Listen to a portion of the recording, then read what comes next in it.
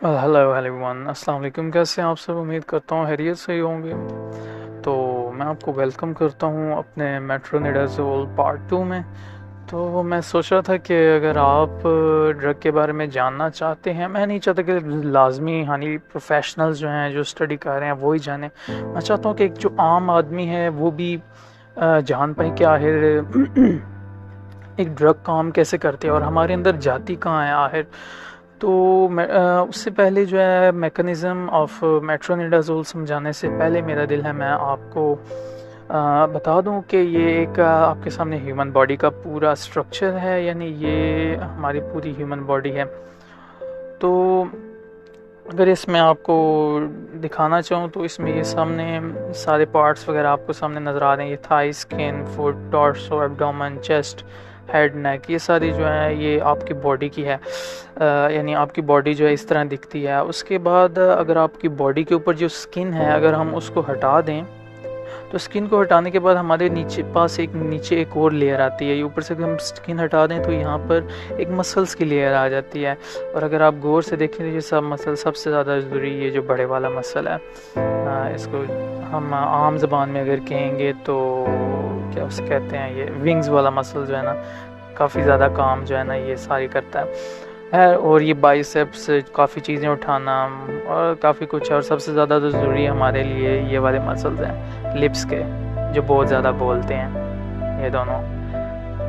और सबसे ज़्यादा एनर्जी यही कंज्यूम करते हैं। वेल, तो आगे से आपके मसल्स हैं। फ़िलहाल हमारा मसल से भी अभी कोई लेना देना नहीं है। मेट्रोनिडाज़ोल तो मसल्स पे यानी मेडिसिन कुछ होती हैं मसल पे भी इफ़ेक्ट करती हैं, लेकिन हम जिस पे डिस्कशन कर रहे हैं वो मेट्रोनिडाज़ोल है, वो ओरल ली जाएगी खाने के थ्रू, यानी वो हमारे स्किन से रिलेटेड नहीं है। आगे बोन्स आ जाती हैं। बोन्स को अगर आप देखा जाए, अगर आपके ऊपर एक मसल की जो तय है अगर उसको भी हटा दिया जाए तो उसके नीचे आपका ये सारा बोन्स का सारा स्ट्रक्चर आ जाता है। ये सारे आपकी जो हैं बोन्स का स्ट्रक्चर आप डिटेल से देखना चाहें। और अगर आपको मैं स्कल दिखाऊं, एक मज़े की बात जो हमें नहीं पता, हमें लगता है कि हमारा जो स्कल है वो एक ही बोन है, लेकिन वो दरअसल एक बोन नहीं है। ये आप देख रहे हैं ये जो क्रैक्स और ये जो जॉइंट्स हैं ये काफ़ी ज़्यादा छोटी मोटी जो मिलती जुलती होती हैं बोन्स, यानी एक हमारा स्कल भी 4 हिस्सों में या काफ़ी ज़्यादा पार्ट्स जो हैं उनसे मिलकर जो है उनकी वो जो बोन्स हैं ये फ्यूज़ होती हैं आपस में, तो तब जाकर ये अपना स्कल जो है वो बनाती हैं। तो हमारा ये अब स्कल से भी हमारा बोन से भी अभी कोई रिलेटेड नहीं है। हमारा जो है डाइजेस्टिव सिस्टम से रिलेटेड हमारी मेडिसिन है। जो फ्लैजिल है हमारी वो हमारे डाइजेस्टिव सिस्टम यानी हमारी जो इंटेस्टाइन्स वगैरह होती हैं इनमें आकर एक्ट करती है। और इसीलिए हम अब स्टार्ट करते हैं। अब फर्स्ट ऑफ ऑल देखें, हमने सबसे पहले जो है ये अपने माउथ से जो है ना, ओके ये रहा माउथ। ये जो सामने ये 3-4 दानेदार सी चीज़ें नज़र आ रही हैं ये हैं आपके स्लाइवरी ग्लैंड्स वगैरह। तो आगे से अब जब आपने ये माउथ से ली, ओके, ये आपकी टंग है, ये वाली टंग है, और ये आपका ऊपर वाला नोज़ वाला पीस, ओके, ये रहा आपका माउथ। यहाँ से आपने ली मेडिसिन और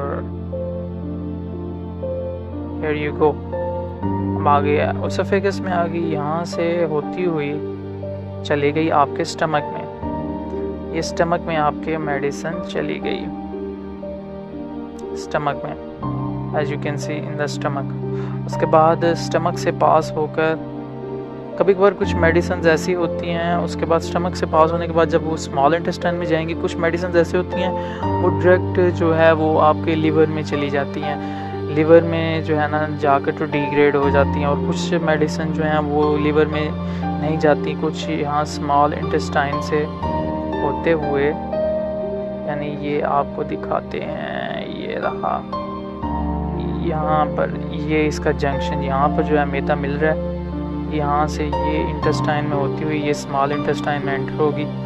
अब जो हमारी मेट्रोनिडाज़ोल है ना उसका काम यहाँ पे मेन यहाँ पर शुरू हो रहा है, इन मेन इंटेस्टाइन की जो अंतड़ियाँ आप जिनको कहते हैं आम ज़बान में।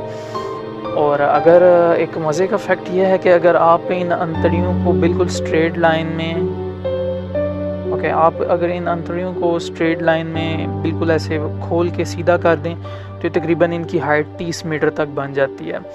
यानी कह लें कि ये दो बंदे मिलाएं तो तब जाके एक वो इंटेस्टाइन की लेंथ बनती है। यानी ये इतनी वो कम्पैक्ट होके आगे वो अपने पैटर्न में इस तरह मिक्स हुई होती है कि जो है ना वो काफ़ी ये कह लें बड़ी मुश्किल से आगे पीछे ऊपर नीचे होकर जगह इसने घेर के तो ये बनी होती है। हालांकि 30 जो है ना फुट इसकी जो है ना लेंथ होती है, इतनी हमारी लंबी आंतें होती हैं।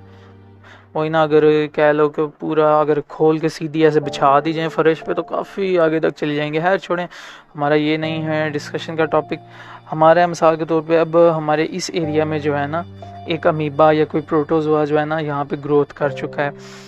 तो अब जो है ना हमने जब वो फ्लैजिल मेडिसिन ली है मेट्रोनिडाज़ोल, तो हमारी तकरीबन जो है ना हमने 400 मिलीग्राम ली थी, वो आधी जो है ना रास्ते में वेस्ट होगी, आधी लीवर में चली गई, थोड़ी कुछ मैदे में जो है वो रह गई, कुछ जो है ना वो जो एंड पे जो बच जाएगी थोड़ी बहुत कुछ ज़ाया हो जाएगी, कुछ जो रह जाएगी वो यहाँ पर इंटेस्टाइन में जो है मौजूद आके जो है ना बच जाएगी, वो आके एक्ट करेगी। तो यहाँ पर ये अब इंटेस्टाइन में आ गई है तो आगे से जो है वो बैक्टीरिया पे अफेक्ट करेगी। ओके, हम अब नेक्स्ट आ जाते हैं अपने मैकेनिज्म ऑफ एक्शन पे। यानी अब वो जो बड़ी आंत थी, जैसे कि मिसाल के तौर पे ये जो सारा बड़ा एरिया, मिसाल के तौर पे ये समझ लें कि ये छोटी आंत जा रही है, ठीक है। छोटी आंत में अब देखें आपने जब वो मेडिसिन ले ली, अब मिसाल के तौर पे ये बड़ी आपकी आंत में जो है ये बैक्टीरिया है बैक्टीरिया है या प्रोटोजोआ है, कोई भी जो है ना वो ऑर्गेनिज्म है। तो ये जो मेट्रोनिडाज़ोल है आपके पास जो है ये उस सेल के अंदर जाएगी। यानी अब आपकी आंत में, यानी मैदे में गई, मैदे से आंतों में आई, आंतों में जाने के बाद जब जो है वो आंतों में यानी बन के आ गई, जहाँ पे बैक्टीरिया है वहाँ पर पहुँच गई, तो वहाँ पर जो है ये मेट्रोनिडाज़ोल वहाँ पर जहाँ पे बैक्टीरिया होगा वहाँ के उसके इर्द गिर्द जो है वो घेरा डाल लेगी और यानी वो जो है सराउंड कर लेगी उसको बैक्टीरिया को। और यानी अब ये जो बैक्टीरिया, ये जो नीचे ये जो आपको ब्लैक कलर का बॉक्स नज़र आ रहा है, ये वाला, ये आप इसको एक बैक्टीरिया समझ लें, जैसा कि यहाँ पर लिखा हुआ है ये एक बैक्टीरिया है। और ओके, ये ज़रा थोड़ा मैसी हो गया, मैं इसको थोड़ा साफ़ कर दूँ। ये बैक्टीरिया ठीक हो गया। बैक्टीरिया की जब वो अंदर एंटर होगा, मेट्रोनिडाज़ोल जब बैक्टीरिया की बॉडी के अंदर एंटर होगी मेट्रोनिडाज़ोल, वो उसके साइटोप्लाज्म में आ जाएगी। यानी इसका साइटोप्लाज्म, ये जो सारा एरिया जितना है ना, ये सारा ये इसका साइटोप्लाज्म है, साइटोप्लाज्म में आएगी मेट्रोनिडाज़ोल। फिर उसके आगे से मेटाबोलाइट बन जाएंगे। मेटाबोलाइट से मुराद यानी जैसा कि मैं आपको ऐसे मिसाल दे सकता हूँ कि आपकी चिकन लिया आपने, उसकी जो है ना आपके पास बॉडी है वो चिकन है पूरा, ठीक है। तो जब आप उसको काटेंगे ना तो वो गोश्त के टुकड़े बन जाएंगे, यानी वो गोश्त बन जाएगा। और जिस तरह कहते हैं ये साबुत मुर्गे, और आगे से उसके जो छोटे छोटे पीस करेंगे वो उसके कह लें कि ये विंग्स बन गए हैं, या फिर जो है ना वो चेस्ट पीस बन गए हैं। ये जिस तरह के पीसीज होते हैं ना वो उसके एक किस्म का कह लें कि वो जो पूरा चिकन है वो मेट्रोनिडाज़ोल है, और जो आगे से उसके छोटे छोटे पीसीज हैं उसके मेटाबोलाइट्स हैं। आगे से क्या करता है, वो जो मेटाबोलाइट्स हैं ना वो डीएनए के साथ जुड़ जाते हैं। डीएनए का आपको सबको पता है, जैसा कि ये सामने आप देख रहे हैं, ये डीएनए जो है ना, मैं आपको इसकी शक्ल बता देता हूँ। डीएनए जो है वो हमारे जो है ना वो रैपिंग सूरत में होता है। हमारे जो है ना बॉडी में के अंदर जो मौजूद सेल्स होते हैं, सेल्स के अंदर जो डीएनए होता है उनके अंदर जो है ना ये डीएनए को जाके उसके साथ अटैच हो जाता है। डीएनए के आगे अंदर जो बॉन्ड्स वगैरह बने होते हैं उन, अब ये मैं आपको ये मिसाल के तौर पे दिखा देता हूँ। ये पूरा डीएनए का स्ट्रक्चर है, यानी ये जो रेड ये सब कुछ है, ये इसका यानी क्या जो है ना वो है शुगर्स वगैरह, यानी ये सब मिल के बनता है।